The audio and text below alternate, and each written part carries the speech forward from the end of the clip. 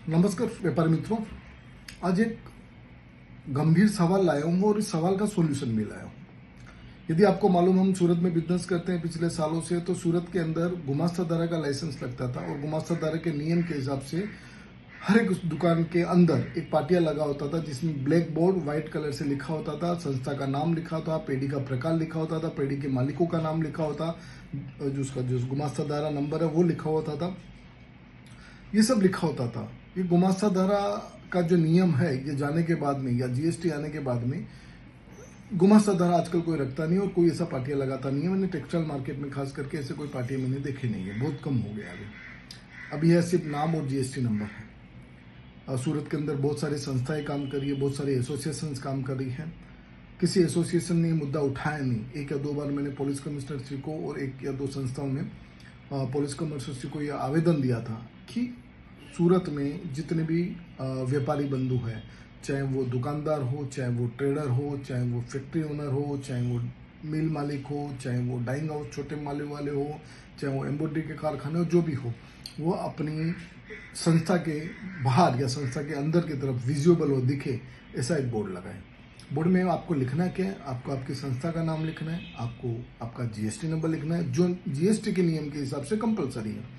पर उसके साथ में 4-5 चीज़ें और यदि लिख दी जाए तो व्यापारियों को काम करने में फ़ायदा होगा। उनको समझ पड़ेगी कि किस तरीके से काम किया जाए। जैसे यदि व्यापारी जीएसटी नंबर तो लिखता है तो जीएसटी सर्टिफिकेट इश्यू की तारीख लिखे, तो मुझे मालूम पड़े कि ये तो अभी 1 साल पहले, 6 महीने पहले भैया ने जीएसटी नंबर लिया। तो मुझे काम करने के पहले बोला जाता है राइट टू बी नॉलेज, हमारे को नॉलेज होना ज़रूरी है। हम जिसको माल दे रहे हैं उसके बारे में हमको जानकारी होना ज़रूरी है, ये हमारा अधिकार है। तो मुझे वो मालूम होना चाहिए कि ये कब है।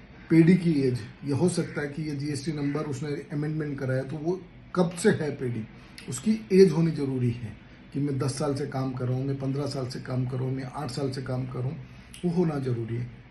जिस जगह पे काम कर रहा है वो जगह रेंट पे है या उसकी ओनरशिप की है, वो मुझे जानकारी होना ज़रूरी है। अब मुझे बताइए कि भाई उसमें ओनरशिप की जगह है या आपकी रेंट पे जगह है।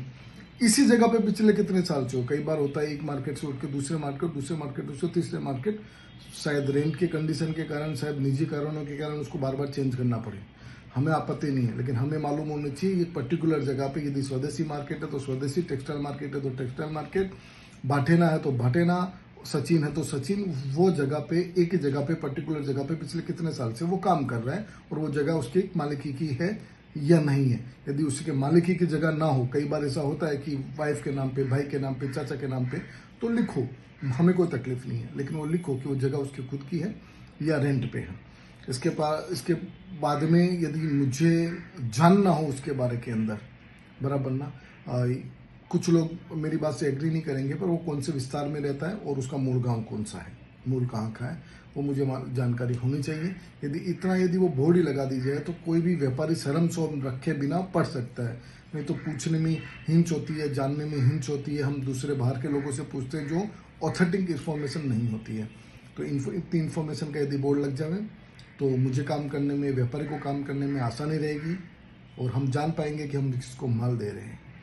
और उससे खास करके जो चिटिंग की मनोवृत्ति रखने वाले लोग हैं, उनसे हम बच पाएंगे, क्योंकि हमें नहीं मालूम पड़ता कि ये 8 महीने पहले इसमें दुकान है।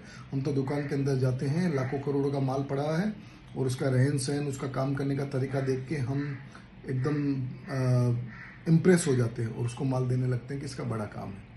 तो इन चीज़ों का हमें ध्यान रखना चाहिए। और आपको ये, आपकी जो भी एसोसिएशन, आपके ग्रुप है, आप उसमें ये वीडियो फॉरवर्ड करो और इस बारे में चर्चा करो, क्यों नहीं ऐसा हो सकता। न करने का फ़ायदा क्या और करने का फ़ायदा क्या। यदि कुछ अच्छा होता है, कुछ उसको हम इंग्लिश में बोलते हैं ब्रेनस्टॉर्मिंग, इसके बारे में चर्चा की जाए तो हो सकता है कि कुछ बेटर रिजल्ट निकल पाए। हो सकता है 1-2 इन्फॉर्मेशन कम ज़्यादा हो जाए, लेकिन इन्फॉर्मेशन यदि मुझे होगी तो मुझे व्यापारी के साथ में काम करने में मज़ा आएगा और मेरा पैसा डूबने की संभावना कम हो जाएगी। खास करके उन चीटर व्यापारियों से जो 6 महीने 8 महीने पहले दुकान डाल के पूरा का पूरा माहौल क्रिएट करके, माहौल बना के माल ले लेते हैं और फिर बाद में भाग जाते हैं या बंद कर देते हैं। थैंक यू वेरी मच मेरे वीडियो देखने के लिए। आप इसको फॉरवर्ड कीजिए आगे और मेरे YouTube channel Ajay Jahangir, advocate Ajay Jahangir RT activist को आप फॉलो कर सकते हैं फेसबुक, इंस्टाग्राम पे। Thank you very much.